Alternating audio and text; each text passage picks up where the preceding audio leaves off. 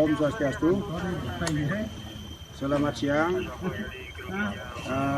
Kami Kecamatan Pak Siring sekarang ini berada di Pura Belahan Alasarum, Banjarbasangamu, Desa Manukayo.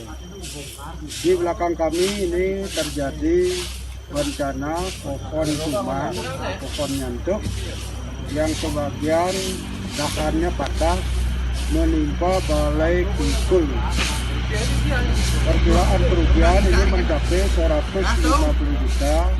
Untuk penanganan sementara sudah diminta bantuan ke BPBD. Sekarang ini TRC BPBD Kabupaten Gianyar sedang mengerjakan pembersihan dari dahan-dahan pohon yang mengganggu areal pura.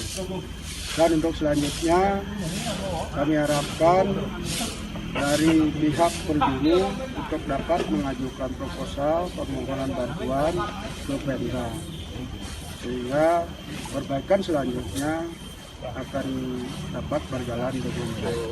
Demikian harapan kami, sehingga ini semua akan dapat berjalan dengan baik.